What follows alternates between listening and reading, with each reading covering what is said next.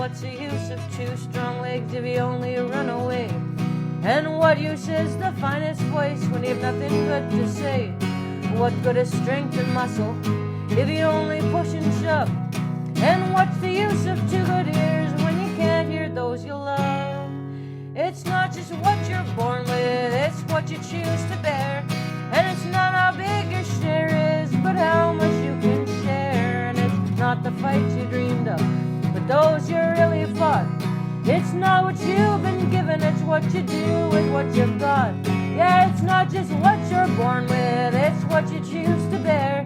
And it's not how big your share is, but how much you can share. And it's not the fights you dreamed of, but those you really fought. It's not what you've been given, it's what you do with what you've got. Welcome back to the Seeds of Revolution. We are here today with Taylor McNally. Taylor is the co-creator of Inclusive Canada, Mutual Aid Canada, and the Walls Down Collective. And Taylor is one of her organization, is another one of our Micro Grant Award recipients. So we're really, really happy to have Taylor here. And we're really happy to have Camus as one of the organizations that supports Taylor and supports the incredible work that she does in her community. So Taylor, welcome to the Seeds of Revolution.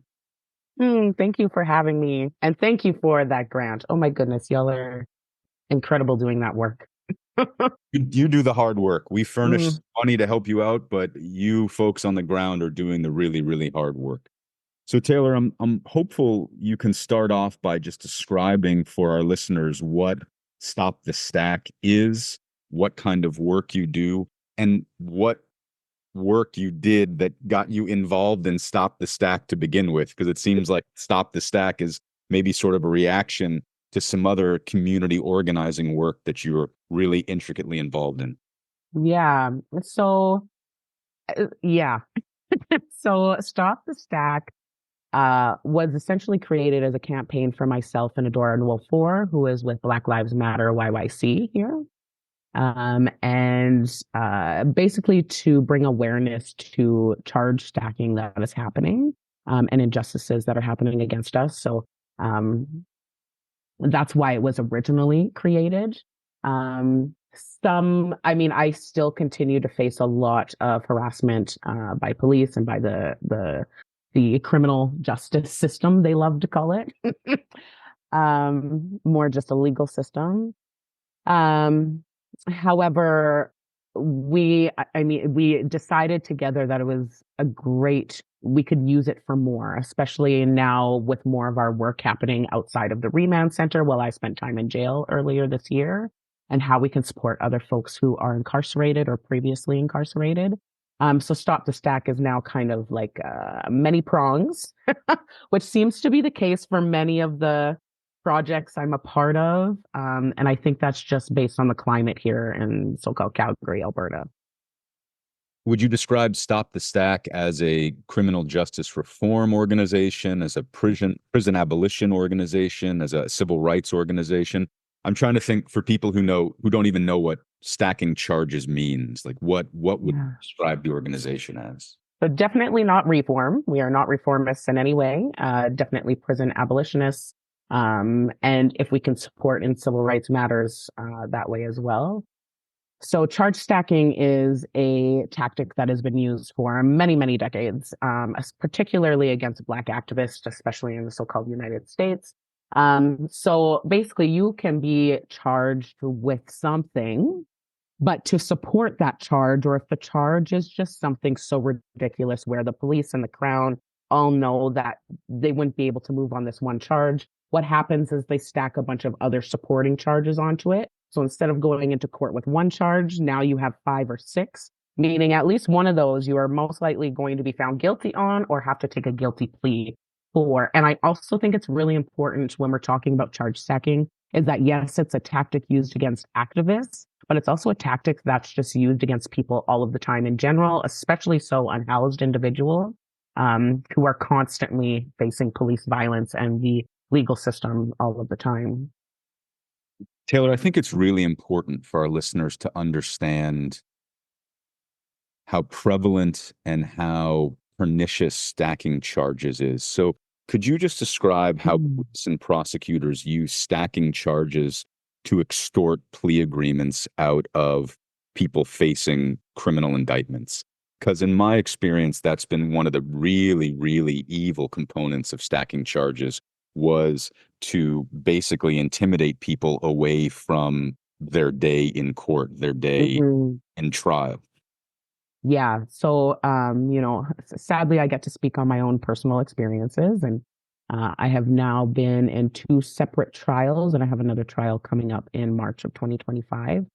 And so, in one of those trials, I did accept a plea deal. I went in with four charges, um, and essentially ended up accepting one of the plea deals, looking at everything. And, sometimes the plea deal, because of, yes, you want to see your day in court. I, at this point, I shouldn't say I enjoy being in court. I don't want to be in court anymore. But the fact that I have these charges and have the option to be in court and have my own voice heard, I prefer that.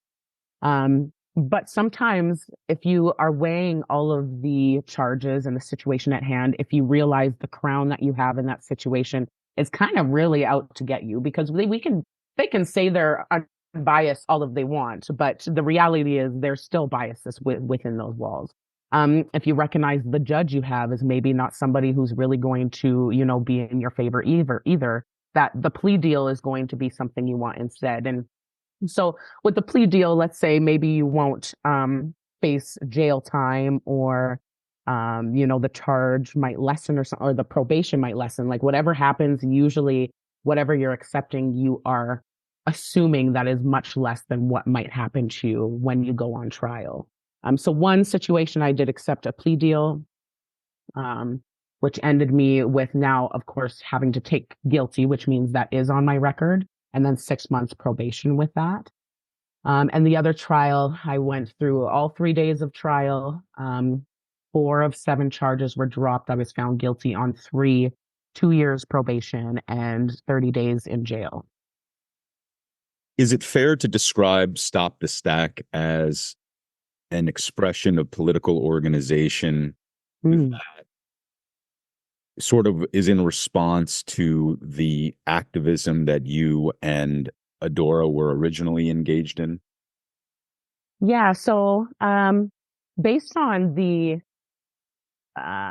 climate here within my city, like I was mentioning earlier, when it comes to radical groups or abolitionist groups, it's very few and far between in this province. And so a lot of the folks who are involved in Stop the Stack are also involved in the other organization I'm a part of, Walls Down Collective. And so, while it was a response to what was happening to Adora and I, it was also a response to what we had been witnessing with folks, primarily unhoused folks and immigrants that we've been working with for the past few years, and what they experience in the legal system as well.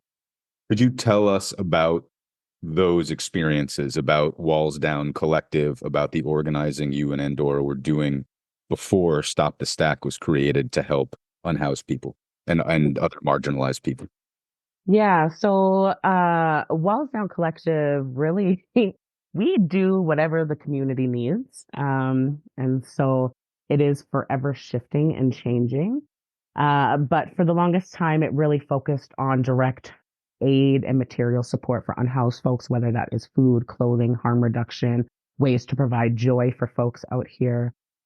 And of course, in that, really seeing how folks in the streets are treated by police on a daily basis, and what they're experiencing in the legal system by themselves for the most part, with no representation, no funds, not even, court support, somebody to go in with them. Um, we recently just shifted to focus on two primary things. One is education surrounding abolition and anti-Black racism and colonialism and white supremacy. Also, we have a phone line that we've created, the Community Care and Crisis phone line, which can be used for folks within our city to call instead of calling the police. And we respond to wellness checks, domestic violence, all kinds of things, really trying to lessen the impact police have on our communities and various communities. I mean, that's an incredible resource that you all have created, that phone line. How many calls do you go out on a day or a week on average? So it really it varies. So when this phone line started, it started in what would have that been, 2021 or 2022, after the murder of not George Floyd, sorry, Let George Tuel. And so when the phone line first started, that was busy, and and there'd be peaks. So it's busier during the summertime, or, during certain events, that are big major events that are happening in the city. We were running the phone line. So unfortunately, we started the phone line not the way we should have. There was no structure to it. There was no schedule to it. It really was a handful of us who were on call 24/7 for 2 years. And so, I could be in the bathtub, I could be sleeping, I could be, out for dinner with my daughter. And if there's a phone call, you better be ready to jump in the car and go respond to it. Um, because of that, we really needed to take a moment, because burnout happens so quickly, so easily. And when this is also just one part of the organizing you're a part of, I'm surprised we even lasted that long. Um, and so we did take a month or two break and just kind of like, okay, what, while we are taking care of other people, how are we taking care of ourselves to ensure this work is sustainable? And also being able to share what we're learning with others, because within so-called Canada, we're the first grassroots group to provide this. There are many places in the United States, but none here, not yet. We have begun having conversations with other groups and sharing like our knowledge and how we've started, so other groups can start. And so with that scaling back, we had to change the phone number, do some tweaks. It's been a lot quieter, and now we're rebuilding again. So, in one day, we could be it could be back to back all night, or one night it could be absolutely nothing. And so it really changes, and that will change. Ask me again in 6 months and it will have changed again. I mean, that's just such an incredible example of mutual aid. I can't think of a more paradigmatic example of mutual aid than that phone line that you all set up. I mean, that's just absolutely mind-bogglingly incredible, valuable, and difficult work. And the kudos that you all deserve for that. There aren't enough words for me to describe, especially for the listeners who might not quite understand just how difficult that sort of immediate emergency mutual aid is. It's just incredible. Can you talk about, some of the police oppression and repression that you and Adora and other activists have faced in the context of the Canadian experience? Because in my experience, people look at Canadian policing, or they look at the Canadian response to BLM, and there seems to be an inherent assumption that it's just going to be better states, more humane, more agreeable to BLM demands, more accommodating of anti-racist ideology. But I have a hunch that the practical experience differs greatly from all of those assumptions. So I'm hopeful you could maybe just describe for us what your experience with the Canadian police and justice systems have been, especially in the context of maybe some of the very wrong-headed assumptions a lot of people hold. Yeah, that is so important. And I think right off the bat, the United States, so-called United States, has a much larger population in general. So when we are looking at numbers, it's really easy for folks to see the numbers within so-called Canada and think, oh, it's not that bad. Even though, I mean, the goal here is zero deaths. There should never be a number that's not that bad. The goal is zero deaths at the hand of police. So right off the bat, people really needing to recognize that. And we're so lucky to have folks coming together. We have a few different databases now available to people to be able to see the numbers of police deaths and what that looks like. Like Tracking and Justice, for instance, I think they pull in all of the data from everywhere and put that in one place. And I can't even remember. I think it's since 2020, I want to say 700 deaths. I'm do not quote me. If it's wrong, you can cut this out or we leave it in. And then in custody deaths, because there's two different kinds, different ways they're trying to measure what these deaths mean. I think it's 1,700 or something. So the numbers are there, and of course, predominantly Black and Indigenous people are overrepresented, and so that's just one piece of it.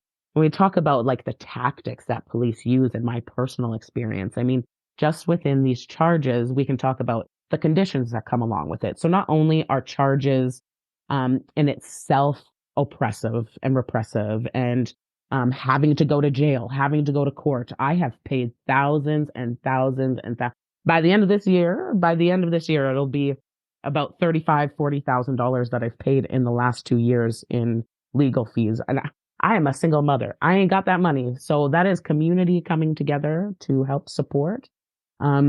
And also recognizing the privilege I have in that, because again, there's a lot of people experiencing charge stacking who do not have access to that, which is hopefully where we can be able to come in and bridge those gaps.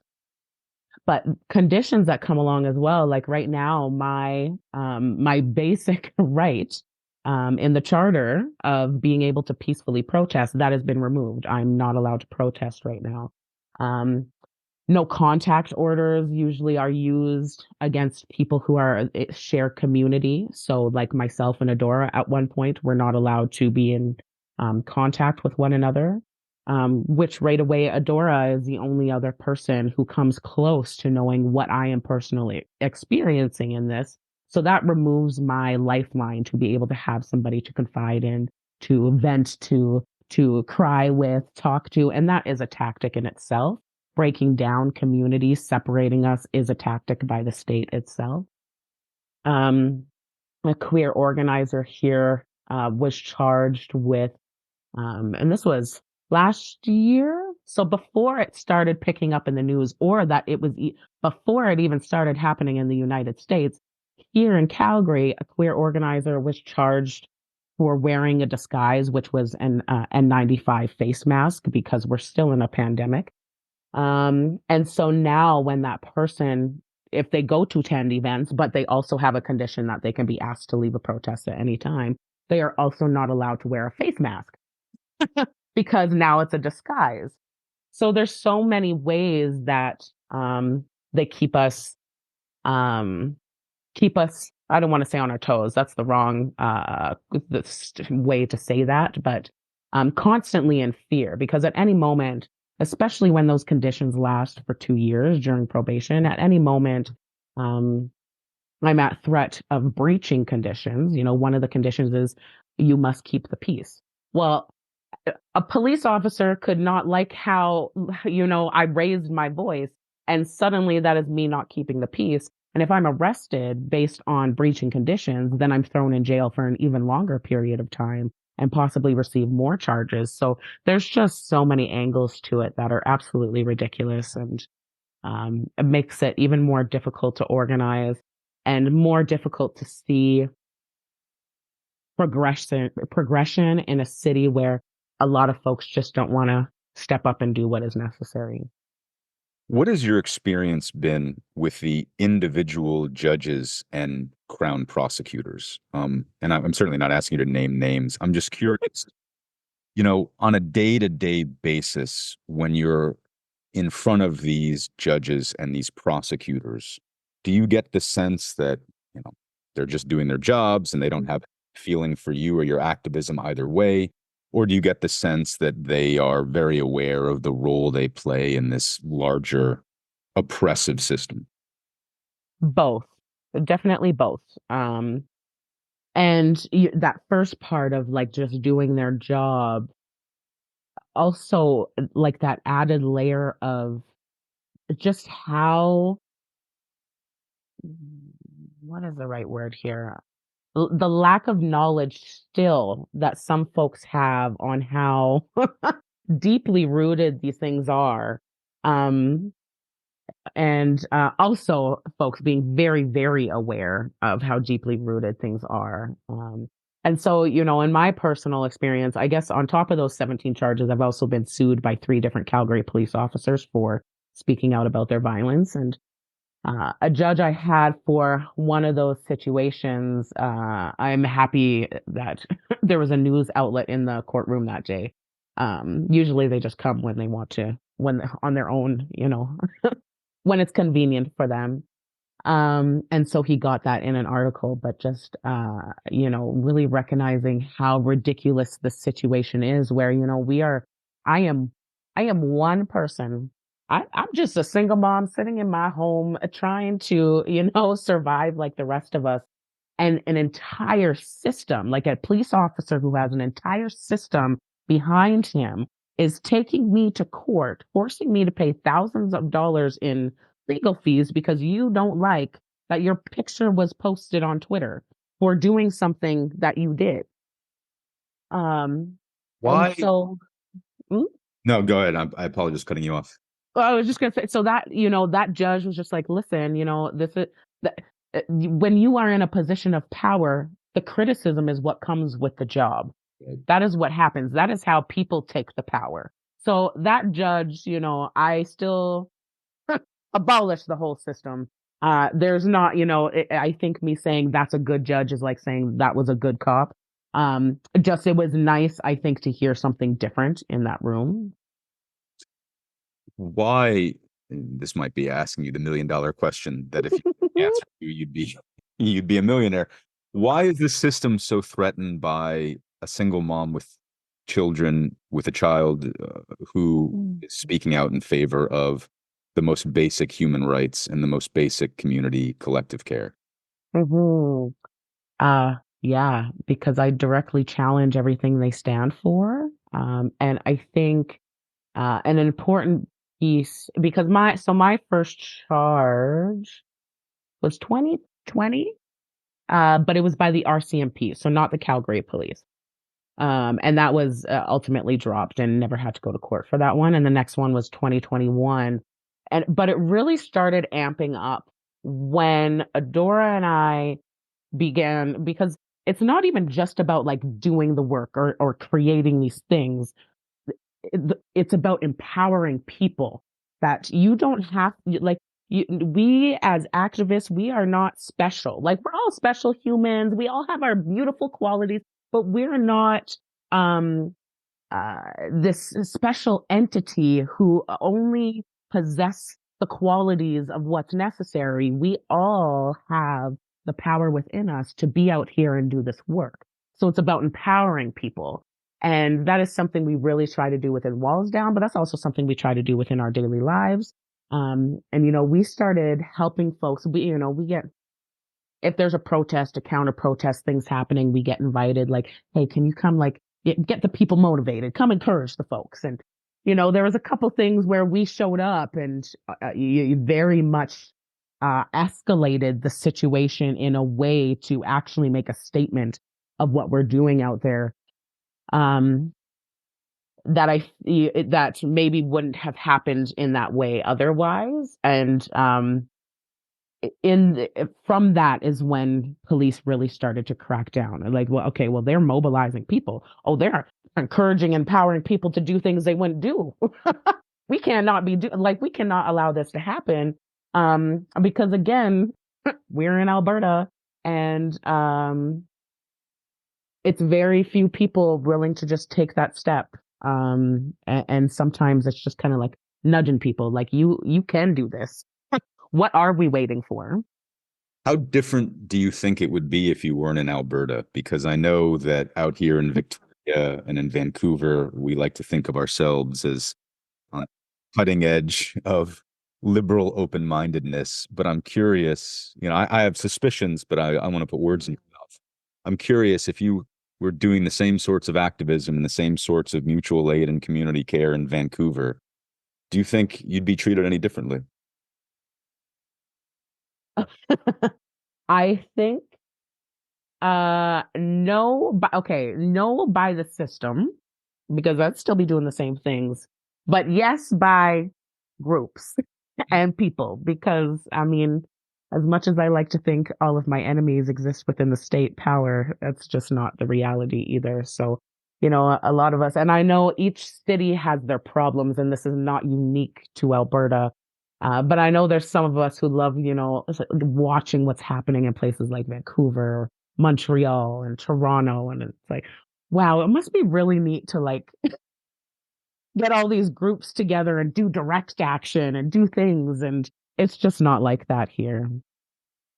What is your experience been with the defense bar? Because in the States, one of the few things I'm very proud of about the United States is that in many places we have a really strong public defense system, a system of public defender offices that serve people who are being accused of crimes that are Mm. on the same level as prosecutorial agencies. The public defender offices are government agencies with government salaries. And as a result, I think that there's a really high quality of criminal defense representation where we have those agencies. I was surprised to find Canada doesn't have any sort of public defense agency aside from legal aid. I'm curious what your experience is with the criminal defense bar, and if you think Mhm. that there were some things that got missed or fell through the cracks because there's nothing like a public defense agency in Canada. And so, would you be asking then what I think of like the lawyer pool and legal aid? Would that be the question? Yeah, not the individual Yeah. lawyers, but I guess I'm asking, what do you think of how the system provides Mm. full representation to people who can't afford it? Yeah. So, it's constantly jumping through hoops, and so I was lucky for a couple situations to approve for legal aid, but of course that's just you have to have like the perfect equation to for that to happen. I know Adora for her matters, she was did not approve for legal aid. Um, and but once you are in there, I mean, the next thing is also I already had a lawyer. I have been able to continue working with my same lawyer for the last 4 years, which has been incredible. I now have three different lawyers at this stage. Um, so that was really helpful for me because it was somebody I trusted, and he accepted that. Whereas you're not always that lucky. You can get anybody, and maybe they don't have a lot of experience, especially in this certain type of matters that somebody is dealing with. So you don't really get a choice. You're just kind of assigned somebody. It might work out, it might not. I know a lot of folks though that even unhoused people that are still not approving for legal aid. And also I don't actually know, I don't have an update on the situation, but no legal aid was coming to an end in Alberta because the UCP no longer wanted to fund it, which means if you want free legal representation, you might just have students at the university, but even they are limited to what they're able to provide, and they also do not have the experience. So it's just they are doing everything they can to squander any form of justice that might happen. But of course, justice can't happen in these systems, so that's just part of it. That's incredibly frustrating Yeah. here. One of the articles that I was looking at from your link tree was a really interesting one. Well, a couple of them are really interesting. This one in particular says it was talking about what the truckers' convoy revealed about policing in Canada. Mm. I'm just wondering if you can talk a little bit about Mm. your treatment and Adora's treatment and your colleagues' treatment at the hands of law enforcement compared to the truckers' convoy, because I've long suspected, and I'm not the only one, if the truckers' convoy was the exact same, but it was a BLM protest, or a January 6th insurrection in DC was the same, but it was a BLM protest, we wouldn't be reading about arrests and 2 deaths. We'd be reading about concentration camps and, thousands of deaths. Mm. I was hoping you could talk about that, about how policing really differs depending on not just who you are, but what you look like and what you're doing. Yeah, yeah. I mean, a few examples. I mean, so number one, the very first charge I received was in Red Deer, Alberta, and at this time there was a group of us, and all of us from all different areas of so-called Alberta, and organizing a community discussion in Red Deer. It is a small community between here and Edmonton. What we were doing was there are community discussions. We are having a picnic in the park. There are families. We got snacks and juice boxes. Um, What were you guys discussing? Anti-racism. So very basic, right? 2020. We are reminding people that yes, racism does exist and everyone's shocked. That's what stage we're at in 2020. And at that point, some of us, including myself, were being heavily stalked, both online and in person, and targeted by, known white supremacists and known hate groups, vested, patched members from across the country. And for this event specifically, some folks literally traveled from places like Ontario to come out and help crash this event we held in Red Deer. And so, like an image I will just never forget. Like we're in the middle of this field and you can hear the horns blocks away. And suddenly you see the big jacked up trucks with their Confederate flags, their Trump flags, their horns. They're yelling. All of them like pile in from the parking lot, start swinging people, hitting them in the face immediately. And the first person to get charged was me with assault. Go figure. And so, yeah, there's that. A moment where I received the 7 charges after being assaulted by an off-duty sheriff. We had set up a prolonged protest 14 days outside of the Calgary Court Center over the assault of Dahlia Coffey at the hands of Constable Alex Dunn. He has since been fired now, but our demand there was the firing of Alex Dunn, and we were there 14 days. We'd go Monday to Friday, 9 to 5 or 8 a.m. to 5 p.m. And every day we were harassed, assaulted, had things like slurs thrown at us, physical objects thrown at us, not just by people in the public, but also by sheriffs and other police officers. And essentially, we're completely shut down. I was held in a knee neck restraint on the steps of the courthouse. I had a huge chunk of hair ripped from my head, ended up with 7 charges. That's when they first also wanted to try and keep me from attending protests. Have that on video of them giggling about how it's a violation of my charter rights, but they're going to try for it anyway. 14 days is all it took. Meanwhile, at this time, we still had, like steady so-called freedom convoy protests happening every weekend in the city. Sometimes it was happening every other day in the city. We still have people who sit up on corners who have been doing it for 4 years now. And they will have police come in and direct traffic. Police will come and hang out, shake hands. Everything is good. Another example recently is the encampment that lasted not even a day at the University of Calgary. Meanwhile, we have the same people, a part of the convoy, who are out on the outskirts of Calgary, who are blocking traffic on the highway. There's actually been like a multiple car collision because of them on the highway. And they've been there for months over, the carbon tax.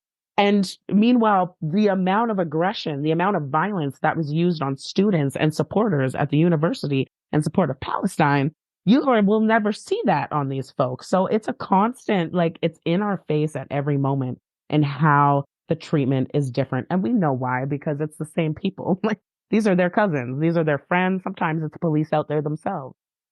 Yeah, I just think it's a really good and tragic example of, or proof even, that the law and law enforcement is not objective.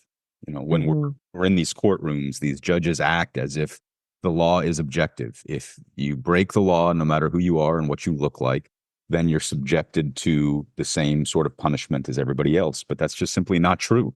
The law is entirely subjective, and law enforcement, what laws are enforced, is a system of choices made often on the basis of, reinforcing certain racial and economic hierarchies.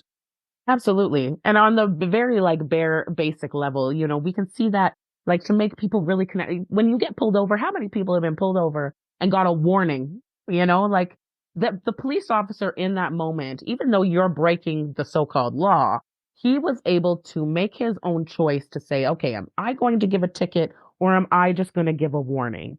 And that is how they operate at all moments, all of the time, in all areas of the system. What do you envision? What would you like to see?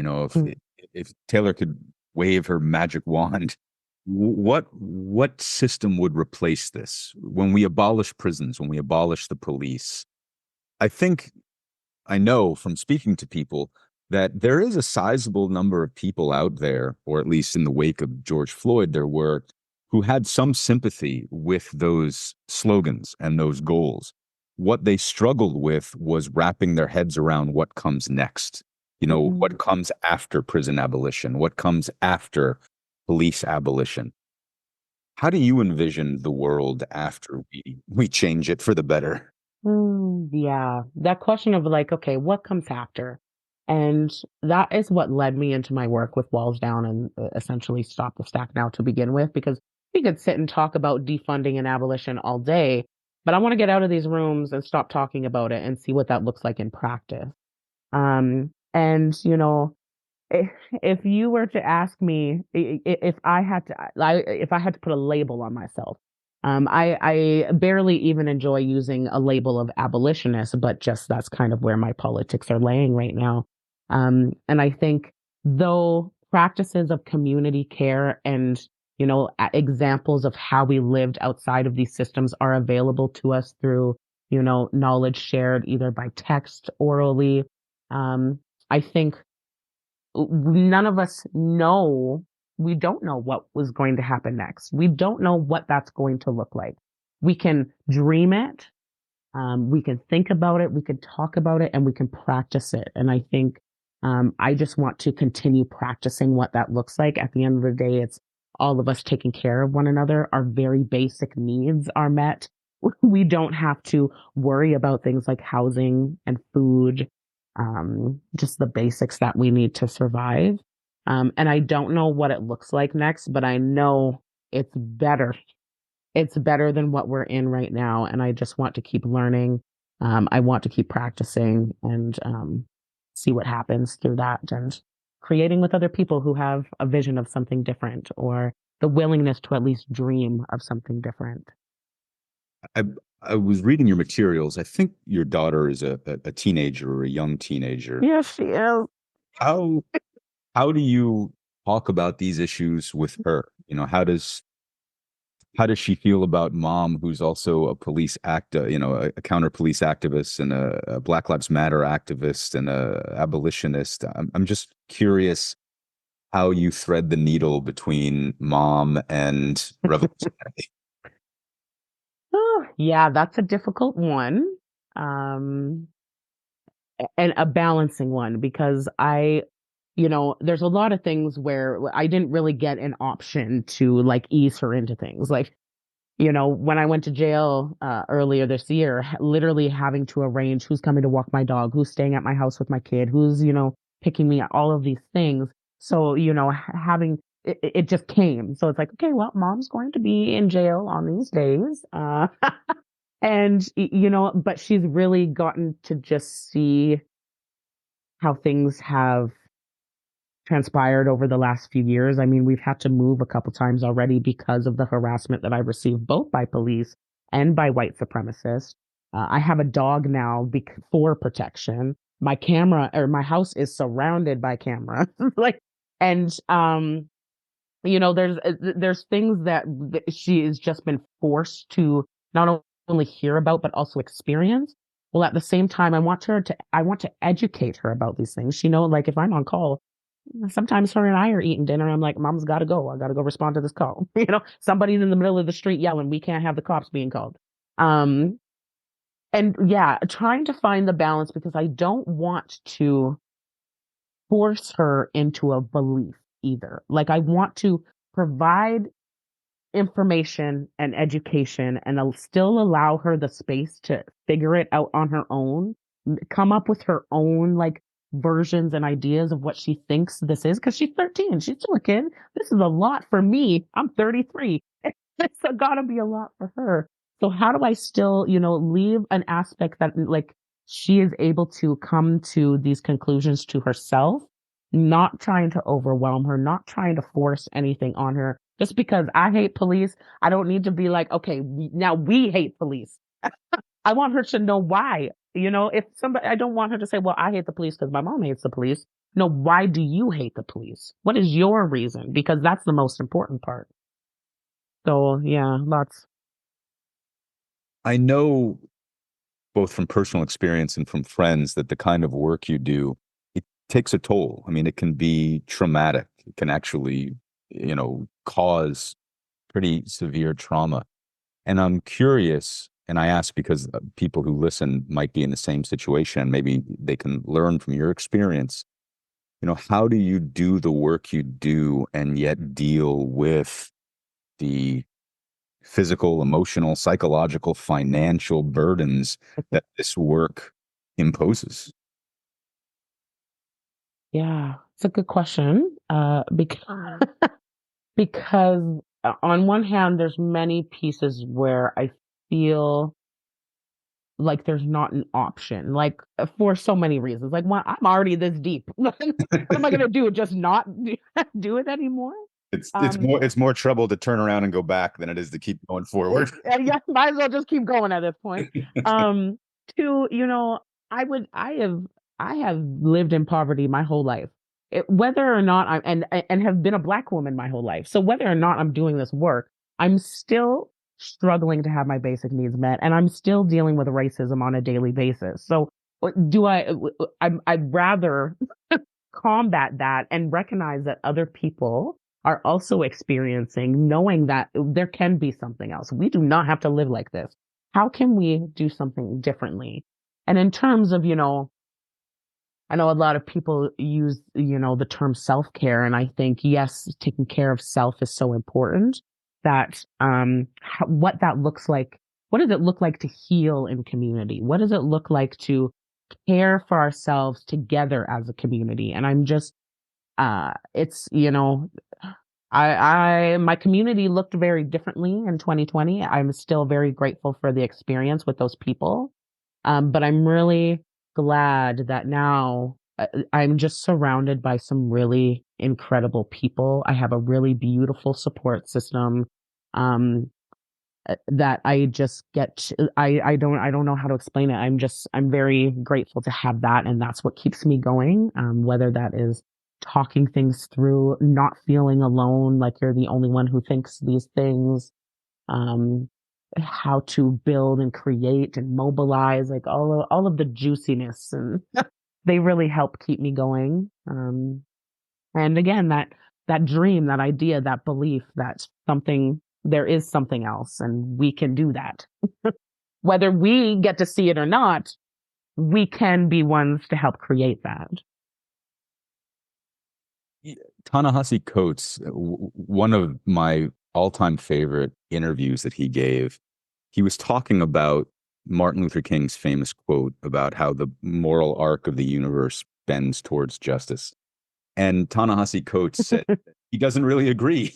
No, I don't agree with that either. So Ta-Nehisi said maybe sometimes it does, but sometimes it doesn't. And we have to be prepared to have a tragic imagination, because sometimes we go backwards and sometimes things get worse and don't necessarily get better.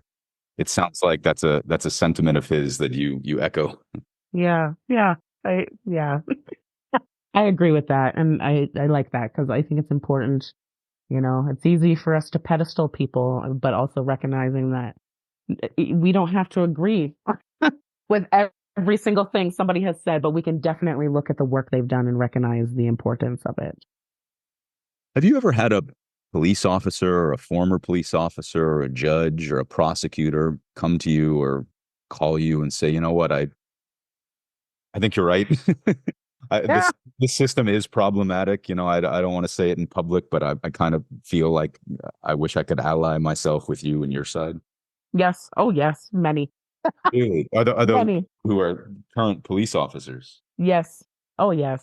What do they say to you, and what is your response?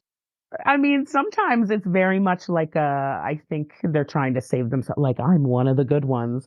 And it even happens, in jail. And the response really is just along the lines of that it's not even about the individual, but it's about an entire system, that it doesn't matter. It's why policing will not get better if we have Black or Indigenous cops in there. It's an entire system that is rooted in oppression. That's what it was created out of. That it doesn't matter which individuals are with inside of it, you will forever be upholding what it stands. And at the same time, uh, this work is is to create a better life for everyone. When I was in jail, this one guard, it was a gross situation because I had to be in one building before transfer to another building, and in the first building, the sheriffs that were in there were joking about um oh, now I don't even remember what their starlight tours.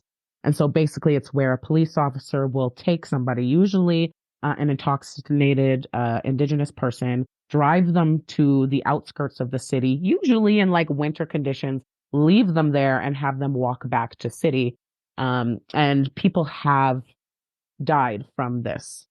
And these sheriffs are in there joking about this because somebody was in there yelling, and they were joking about just taking him out, to the country road and leaving him there. Um, and so when I got brought to the second building, this officer was like, "Oh, it's pretty gross to hear them, joke about this." I was like, "Yeah, it was disgusting." He's like, "Well, what has your experience been overall with us?" And I was like, I don't know if you're looking for like a Yelp review or something, but like, for the most part, yeah, y'all have treated me fine, but that's, really not the purpose. And he goes, "Well, I guess that if officers are treating you well, it goes against what you believe in." And I'm just like, this man, you have been here 12-hour days. The person, I was in a 32-person unit by myself, and the sheriff was in there the entire time. You are in prison with me.